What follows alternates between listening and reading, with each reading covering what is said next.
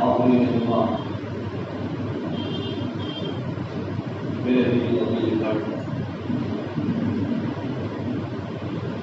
اس وقت ہم لوگ ایام تشریق کو قربانی کے ایام سے گزر رہے ہیں۔ قربانی کے یہ ایام ہمیں حضرت ابراہیم علیہ السلام کی سیرت کے مختلف پہلوؤں کو یاد دلاتی ہے۔ قربانی کے یہ ایام ہمیں یاد دلاتے ہیں کہ حضرت ابراہیم علیہ السلام کی سیرت امت مسلمہ کے تمام طبقوں کے لیے اسوہ اور نمونہ ہے۔ اللہ تعالیٰ ارشاد فرماتا ہے قد كانت لكم أسوة حسنة في إبراهيم والذين معه، کہ تمہارے لیے حضرت ابراہیم علیہ السلام کی سیرت میں، حضرت ابراہیم کے مومن ساتھیوں کی سیرت میں بہترین اسوہ اور نمونہ موجود ہے۔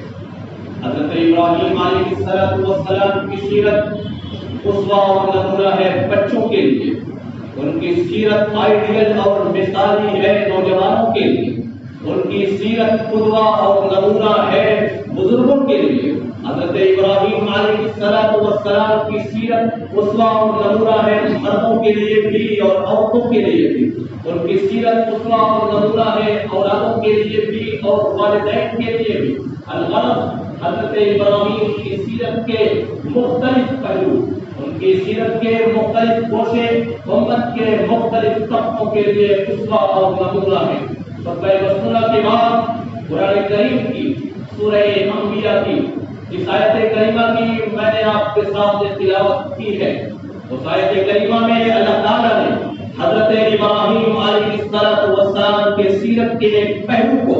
ان کی زندگی کے ایک واقعے کو، ان کی جوانی کے ایک پہلو کو ذکر کیا ہے امت کے لیے اسوے کے طور پر، امت کے جوانوں کے لیے نمونے کے طور پر۔ حضرت ابراہیم علیہ السلام نے جب اپنی قوم کو توحید کی دعوت دیا اور ان کو بتوں کی عبادت سے،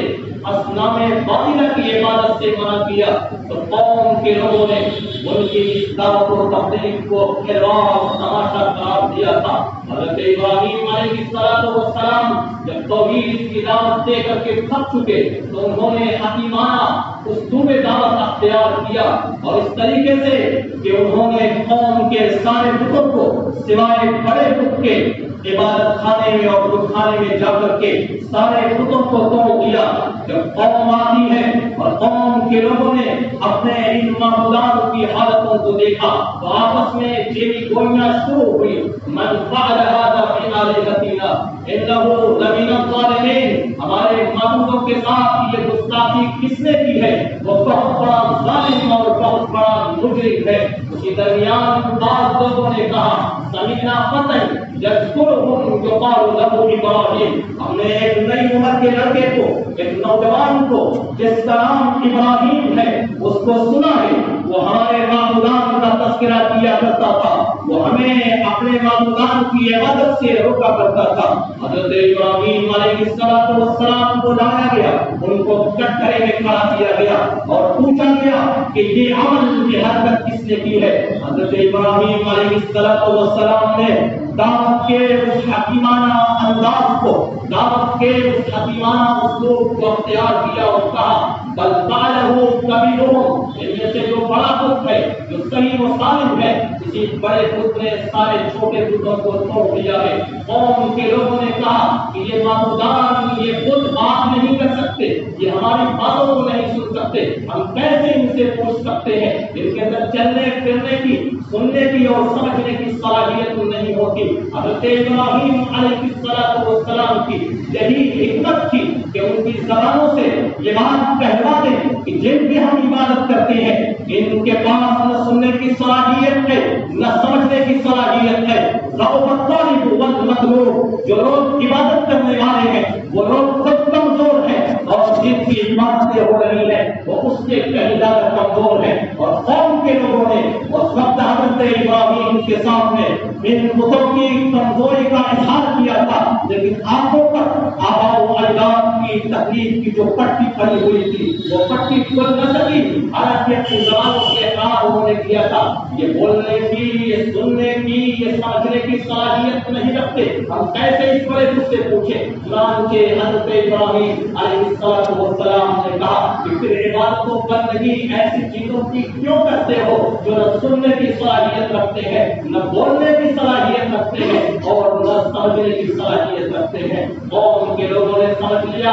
یہ حرکت حضرت ابراہیم علیہ السلام کی ہے، آواز اٹھتی ہے اقتلوہ او حرقوہ، ابراہیم علیہ السلام کو یا تو قتل کر دو یا اپنے آنکھ کے اندر ڈال دیا جائے۔ چنانچہ حضرت ابراہیم علیہ السلام کو آگ کے انگارے کے حوالے کر دیا گیا، لکڑیاں جلائی گئی، حضرت ابراہیم کو آگ میں ڈالا گیا، اللہ تعالیٰ نے اس آگ کو حکم دیا۔ قرآن کریم کے اندر اللہ تعالیٰ نے ارشاد فرماتا ہے وَأَنْجَاهُ اللَّهُ مِنَ النَّارِ، اللہ تعالیٰ نے اس نوجوان ابراہیم کو، اس نئی عمر کے لڑکے کو جنہوں نے بتوں کی عبادت و بندگی سے روکا تھا اور توحید کی دعوت دیا تھا، وَأَنْجَاهُ اللَّهُ مِنَ النَّارِ، اللہ تعالیٰ نے حضرت ابراہیم کو آگ سے نجات دیا اور کہا یا نار کونی بردا وسلاما علی ابراہیم، اے آگ تو حضرت ابراہیم کے لیے ٹھنڈی بھی بن جا اور سلامتی والی بھی بن جا۔ اور پھر تاریخ نے اپنی نگاہوں سے دیکھا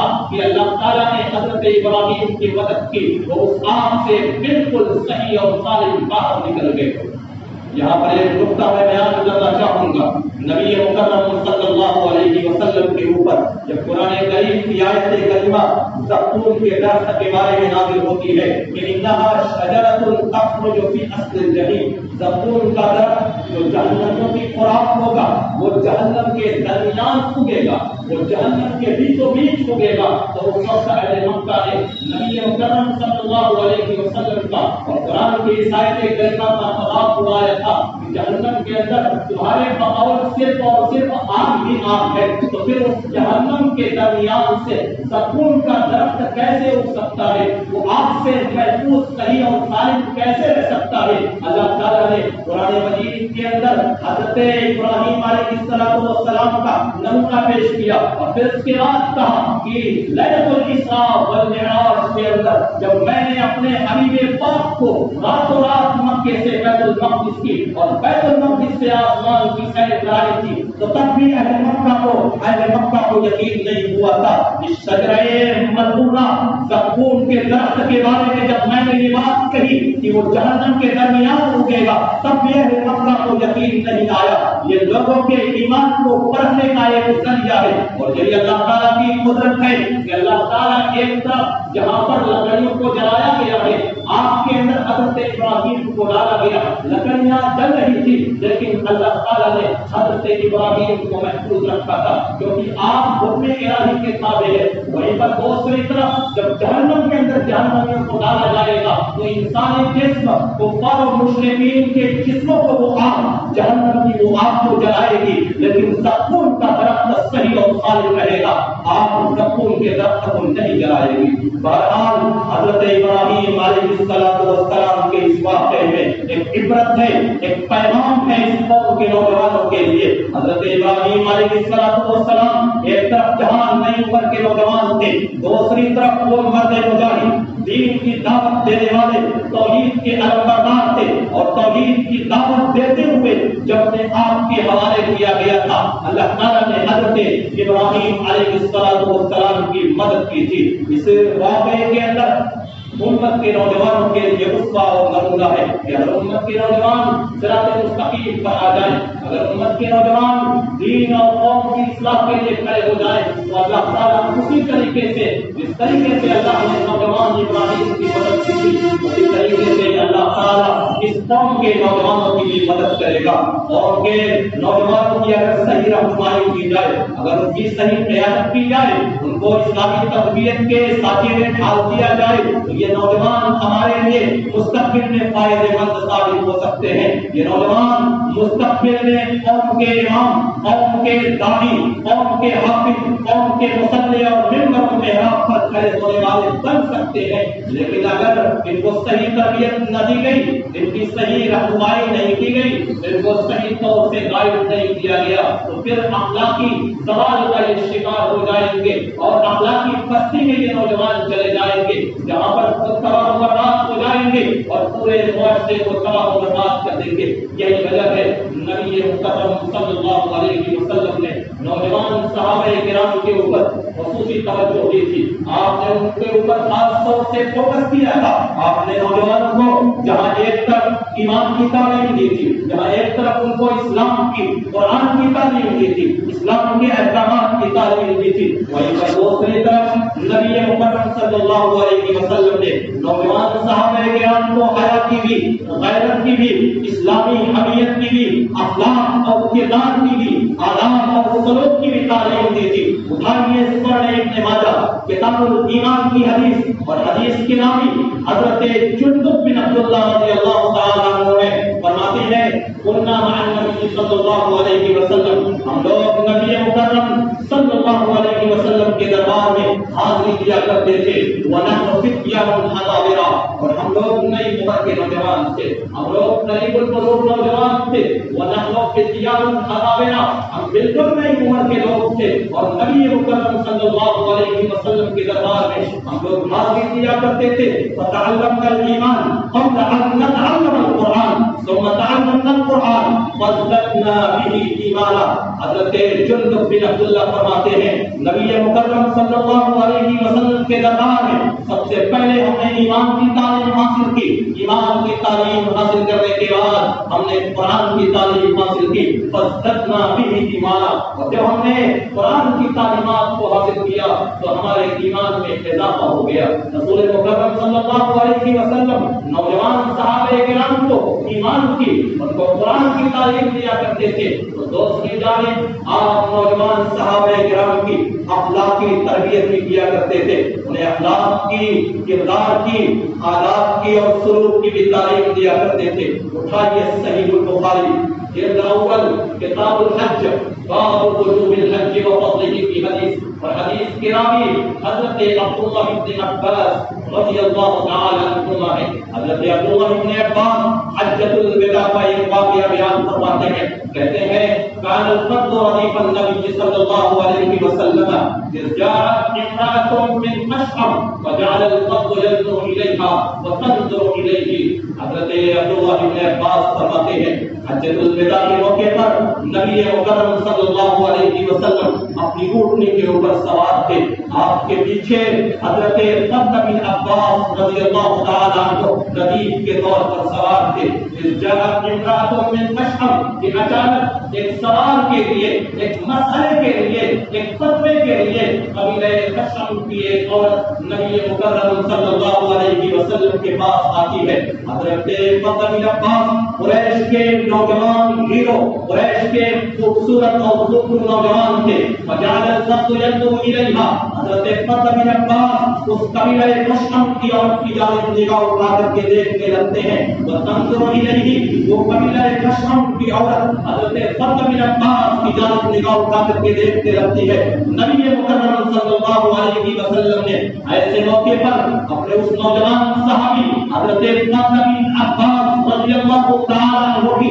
اخلاقی اور عملی تربیت کی صحیح البخاری کی روایت کے الفاظ میں فجعل النبي صلی اللہ علیہ وسلم يصرف وجه الفضل الى الشق الاخر، نبی مکرم صلی اللہ علیہ وسلم نے ایسے وقت میں جب کہ دونوں کی نگاہیں ٹکرا گئی تھی، آپ نے حضرت فضل بن عباس کے چہرے کو دوسری جانب پھیر دیا۔ وہ عورت سوال کرتی ہے اے اللہ کے رسول صلی اللہ علیہ وسلم، ان فريضة الله على عباده ادركت ابي شيخا كبيرا، میرے باپ کے اوپر، میرے والد محترم کے اوپر ابھی اس حالت میں فرض ہو رہا ہے جبکہ وہ بوڑھے ہو چکے ہیں، میرے والد محترم کے پاس مالی استطاعت اس وقت ہو رہی ہے جبکہ وہ عمر کے آخری کگار کے اوپر ہے۔ افاعجو عنہ، کیا میں اپنے والد محترم کی جانب سے حج بدل کر سکتی ہوں؟ رسول مکرم صلی اللہ علیہ وسلم نے کہا ہاں تم اپنے والد کی جانب سے حج بدل کر سکتی ہو۔ رسول مکرم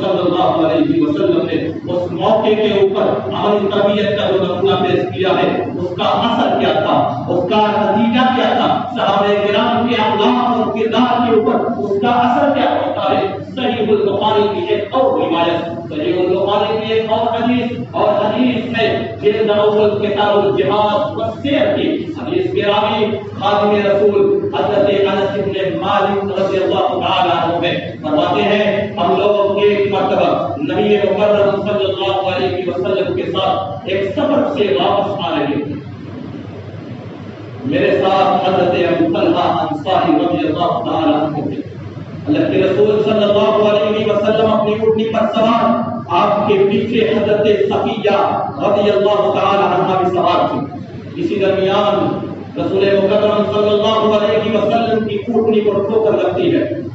اور اونٹنی لڑکھڑا کر کے گر جاتی ہے۔ فصرع النبی صلی اللہ علیہ وسلم وزوجته، اللہ کے رسول صلی اللہ علیہ وسلم اس اونٹنی سے زمین پر گر جاتے ہیں، آپ کی بیوی حضرت صفیہ بھی زمین پر گر جاتی ہے۔ حضرت ابو طلحہ انصاری رضی اللہ تعالی عنہ نے جب یہ دیکھا نبی پاک صلی اللہ علیہ وسلم اپنی اونٹنی سے زمین پر گر چکے ہیں، فوراً حضرت ابو طلحہ اپنی اونٹ سے اپنے اونٹ کی پشت سے زمین کے اوپر کود پڑتے ہیں، اونٹ کو بیٹھاتے نہیں ہیں اور بیٹھا کر کے اترنے کا انتظار نہیں کرتے ہیں، کھڑے اونٹ سے حضرت طلحہ زمین کے اوپر کود جاتے ہیں۔ اللہ کے رسول صلی اللہ علیہ وسلم میرے ماں باپ آپ کے اوپر قربان ہو، کہیں آپ کو کوئی چوٹ اور تکلیف تو نہیں پہنچی۔ اللہ کے رسول صلی اللہ علیہ وسلم نے ارشاد فرمایا مجھے تو کوئی چوٹ اور تکلیف نہیں پہنچی ہے، ولکن علیک بالمرأة، لیکن جاؤ میری بیوی کے پاس، کہیں اسے کوئی چوٹ اور تکلیف تو نہیں پہنچی۔ حضرت ابو طلحہ انصاری رضی اللہ تعالی عنہ کا چہرہ نبی مکرم کی جانب تھا۔ اللہ کے رسول نے حکم دیا جاؤ میری بیوی حضرت صفیہ کی جانب اور ان کو سنبھالو۔ حضرت ابو طلحہ انصاری کے بارے میں انس بن مالک کے الفاظ ہیں، کہتے ہیں کہ فَأَلْقَى ثَوْبًا عَلَى وَجْهِهِ، کہ کہیں میری نگاہ نبی مکرم کی بیوی کے جسم کے اوپر نہ پڑ جائے۔ نبی مکرم کی تربیت کا یہ اثر تھا کہ حضرت ابو طلحہ انصاری رضی اللہ تعالی عنہ نے اپنے چہرے کے اوپر اپنا پردہ اپنی چادر کو ڈال دیا، اور پھر اس کے بعد نبی مکرم کی بیوی حضرت صفیہ کے پاس پہنچتے ہیں اور اس چادر کو نبی مکرم کی بیوی کے اوپر ڈال دیتے ہیں، اور پھر اس کے بعد دونوں کی سواریوں کو درست کرتے ہیں اور قجامہ کسا جاتا ہے۔ رسول مکرم صلی اللہ علیہ وسلم اس کے بعد مدینہ منورہ کی جانب روانہ ہو جاتے ہیں۔ یہ نبی مکرم صلی اللہ علیہ وسلم کی اخلاقی تربیت کا نتیجہ تھا، اور صرف یہ تربیت صحابہ کرام کو نہیں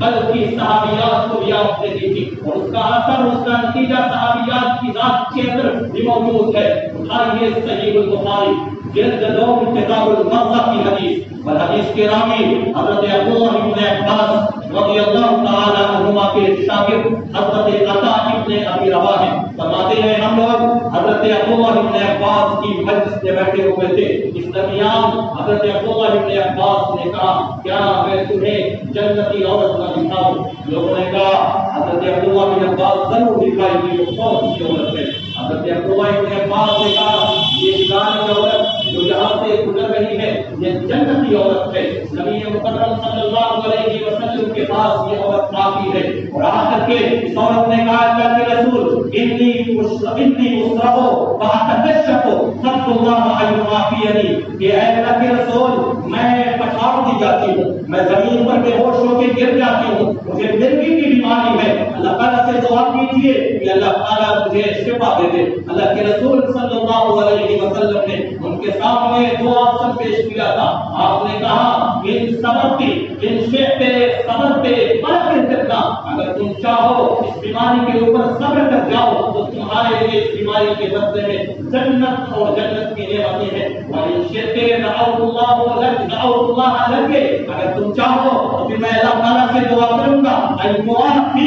کہ اللہ تعالیٰ تمہیں عافیت دے دے، شفا دے دے۔ اس عورت نے کہا نہیں مجھے جنت چاہیے، میں اس بیماری پر صبر کر دوں گی۔ چنانچہ اس عورت نے بیماری کے اوپر صبر کر لیا، لیکن ایک گزارش اور ایک درخواست دربار نبی میں پیش کیا اور کہا اللہ کے رسول انی اسرہ و کشف ہو، جب میں زمین پر بے ہوش ہو کر کے گش کھا کر کے گرتی ہوں تو میرے جسم کے اعضاء کھل جاتے ہیں. اللہ تعالیٰ سے دعا کیجیے جب میں گروں تو میرے اعضاء نہ کھلے، میرے جسم کے اعضاء نہ کھلے. حالانکہ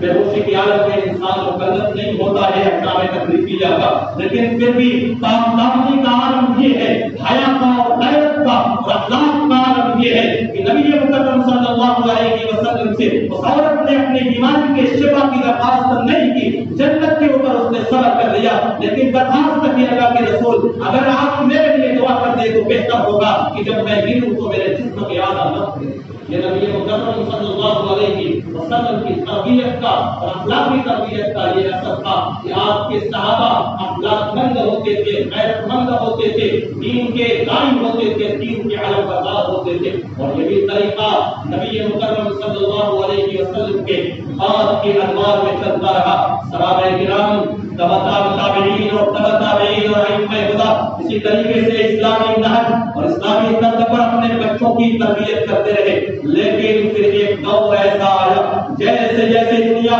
ترقی کرتی گئی اور جیسے جیسے کوئی ایجوکیشن کی شروعات ہوئی، موبائل اور انٹرنیٹ اور دوسری ایجادات اور اختراعات اس دنیا میں وجود میں آتی ہے تو پھر نوجوان نسل اخلاقی زوال اور اخلاقی پستی کا شکار ہو جاتی ہے. آج کی نوجوان نسل وہ نبی مکرم کے صحابہ جن کی غیرت و حمیت کا یہ عالم تھا کہ کسی عورت کی جانب نگاہ اٹھا کر کے نہیں دیکھتے تھے. آج کی نوجوان نسلوں کا یہ عالم ہے، ان کی غیرت و حیا کا یہ عالم ہے کہ ان کے دن رات موبائلوں کے اندر فیس بک اور واٹس ایپ کے اوپر گزرتے ہیں. آج کے نوجوان نسل کی یہ حالت ہے کہ جدید اختراعات اور ایجادات موبائل اور انٹرنیٹ اور سوشل میڈیا کے دیگر پلیٹ فارم کا یہ اس طریقے سے شکار ہو چکے ہیں کہ اخلاقی پستی اور اخلاقی زوال میں جاتے ہوئے نظر آ رہے ہیں. نبی مکرم صلی اللہ علیہ وسلم کے صحابہ کے دور کو، ان کے اخلاق کو، ان کے کردار کو یاد کیجیے اور آج کے نوجوانوں کے اوپر اپنی نظر کا ڈالیے. آج آپ رات کی تنہائیوں میں، رات کی تاریکیوں میں یا دن کے اجالوں میں نکل جائیے. آپ کو روڈ کے کنارے، آپ کو گلی کے اندر موجود مکانوں کے چبوتروں کے اوپر نئی عمر کے بچے موبائل کی اسکرین پر اپنی نگاہیں گڑائے ہوئے اجتماعی طور سے آن لائن گیم کھیلتے ہوئے مل جائیں گے. امت کے بچوں کا یہ عالم ہے جن کا مستقبل نہایت ہی خطرناک ہو سکتا ہے. آپ رات کی تاریکیوں میں نکل جائیے تو آپ کو روڈ کے کنارے اور گلی کے کوچوں کے اندر، گلی کے ڈھونڈوں کے اوپر، لوگوں کے چبوتروں کے اوپر آپ کو نوجوان نسل محبوبوں کے ساتھ گفتگو کرتے ہوئے مل جائے گی. رات کی تاریکی میں آپ کسی گلی کے اندر نکلیے اور دیکھیے، رات کی تاریکیوں کے اندر آپ گلیوں کے اندر دیکھیں گے تو ایسا محسوس ہوگا کہ گلی کے کسی کونے پر بیٹھ کر کے کوئی جانور ہڈی چلا رہا ہے، جب کوئی کتا ہڈی چلا رہا ہے. لیکن قریب جائیں گے تو آپ کو معلوم ہوگا یہ ہمارا نوجوان ہے جو رات کی اس تاریکی میں بیٹھ کر کے اپنے محبوبوں کے ساتھ اور غیر محرموں کے ساتھ گفتگو اور گفتگو میں مشغول ہے. جو امت کے نوجوان کا عالم ہے اور امت کے بزرگوں کو نہیں معلوم ہے کہ وہ کال اور فون کے وہ دور لگ گئے، وہ دور ختم ہو گئے، چیٹنگ کے وہ دور ختم ہوئے، ویڈیو کالنگ کے وہ دور شروع ہوئے ہیں کہ جسم کے پورے خط و خال دیکھے اور دکھائے جاتے ہیں. میں کھل کر کے وضاحت کے ساتھ نہیں بتا سکتا، نوجوانوں کو یہ بات معلوم ہے لیکن ان بزرگوں کو نہیں معلوم ہے کہ موبائل کے ذریعے سے، انٹرنیٹ کے ذریعے سے، سوشل میڈیا کے ذریعے سے اور اس طریقے کے دیگر پلیٹ فارموں کے ذریعے سے یہ نوجوان کیا گل کھلاتی ہے رات کی تاریکیوں میں. ان بزرگوں کو، ان والدین کو نہیں معلوم ہے. یاد رکھیے امت کے جوانوں، نبی مکرم صلی اللہ علیہ وسلم کی وہ حدیث جس کو امام ابن ماجہ نے سنن ابن ماجہ کتاب الزہد کے اندر نقل کیا ہے اور حدیث کے راوی حضرت ثوبان رضی اللہ تعالی عنہ ہے. حضرت ثوبان فرماتے ہیں رسول مکرم صلی اللہ علیہ وسلم نے ارشاد فرمایا کہ انی لأعلمن اقواما من امتی یأتون یوم القیامۃ بحسنات امثال جبال التحام نفیسا. میں اپنی قوم کے اس امت کے ان لوگوں کو جانتا ہوں جو قیامت کے دن جب آئیں گے تو ان کے پاس نیکیوں کا پہاڑ ہوگا، ان کے پاس تہامہ کے پہاڑوں کی بیماریوں سے چمچماتی ہوئی نیکیاں ہوگی. فَيَجْعَلُ اللَّهُ هَبَاءً مَنْثُورًا. لیکن اللہ تعالیٰ ان کی نیکیوں کو ریت کے ذرات کی طریقے سے اڑا دیا. صحابہ کرام نے پوچھا اللہ کے رسول صفہم لنا وجلیہم لنا، وہ کون لوگ ہوں گے، ان کی صفات کو بتائیے۔ اللہ کے رسول صلی اللہ علیہ وسلم نے فرمایا اما انہم اخوانکم من جلدکم، وہ تمہارے بھائی ہوں گے، وہ مسلمان ہوں گے، وہ انسان ہوں گے، وہ تمہاری نسلوں سے ہوں گے۔ یأخذون من اللیل کما تأخذون، وہ راتوں کو عبادت کرنے والے بھی ہوں گے، دن میں نیکیاں کرنے والے بھی ہوں گے۔ ولکن اذا خلوا بمحارم اللہ انتهكوها، لیکن جب رات کی تنہائیوں میں ہوں گے تو اللہ کے حرمتوں کی، اس کے حدود کی پامالی کریں گے، جائز اور ناجائز حلال و حرام کی ساری حدوں کو قرار دیں گے اور اللہ کی حرمتوں کی پامالی کریں گے۔ اس حدیث کے اندر غور کیجیے، کیا امت کا نوجوان اللہ تعالیٰ کی حرمات کی پامالی نہیں کرتا؟ رات کی تاریکیوں میں ویڈیو کالنگ پر جسم کے دوارا دیکھے اور دکھائے جاتے ہیں، یہ کسی نوجوان سے مخفی اور پوشیدہ نہیں ہے۔ امت کے جوانوں، نبی مکرم صلی اللہ علیہ وسلم کے صحابہ کی سیرت کو اپنا اسوہ بنائیے، حضرت ابراہیم کی جوانی کے اس واقعے کو اپنا اسوہ اور نمونہ بنائیے۔ انشاءاللہ العزیز اس طریقے سے اللہ کی نصرتیں، اللہ کی مددیں حضرت ابراہیم علیہ السلام کے اوپر نبی مکرم کے صحابہ کرام پر نازل ہوئی تھی۔ انشاءاللہ العزیز اللہ کی نصرتیں، اللہ کی مددیں ہمارے اوپر بھی نازل ہوں گی۔ وقت زیادہ ہو رہا ہے، لیکن ایک بات، ایک گزارش کر کے میں اپنی بات کو ختم کروں گا۔ سوشل میڈیا کے اس دور میں جہاں ہمارا نوجوان اخلاقی پستی کا شکار ہے، وہیں پر علماء کے اوپر تنقید کرنے کا جہاز منصوبہ ہے۔ جہاں کہیں چھوٹے بڑے معاملات پیش آتے ہیں، ہمارے بزرگ علماء پر تنقیدیں شروع ہو جاتی ہیں۔ قربانی کے اس معاملے کو لے کر کے، بڑے جانوروں کی قربانی کے معاملے کو لے کر کے سب سے زیادہ تنقیدیں علماء کے خلاف ہوئی ہیں۔ حالانکہ ہم نے اپنا رہنما،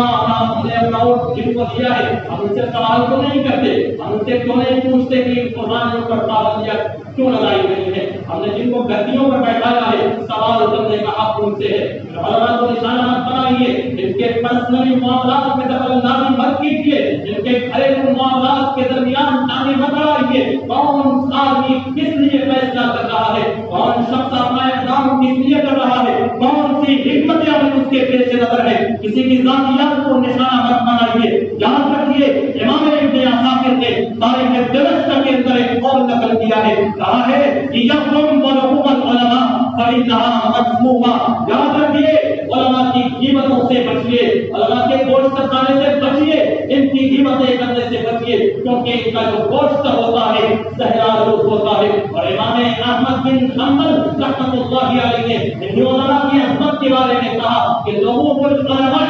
مسمومہ من شمها مرض ومن اکلها مات۔ علماء بزرگ علماء کا جو گوشت ہوتا ہے، ان کی جو قیمتیں ہوتی ہیں زبردست زہرآلود ہوتی ہیں۔ اگر کوئی آدمی ان کے گوشت کو، ان کی قیمتوں کو سون لے، ان کے گوشت کو سون لے، ان کی قیمتوں کو سن لے، وہ بیمار پڑ جائے، اور وہ آدمی ان کی قیمتوں کو کر لے، ان کے گوشت کو کھا لے، تو وہ اس دنیا سے رخصت ہو جائے، وہ مر جائے۔ علماء ہمارے قوم کے رہنما ہیں، وہ بہتر ہیں، ان کی عزت کیجیے، ان کا احترام کیجیے۔ ان کے گھریلو، ان کے پرسنل معاملات میں دخل اندازی کرنے کا حق کسی کو نہیں ہے۔ کسی چھوٹی خبر کے اوپر کسی افواہ کے اوپر دھیان مت کیجیے۔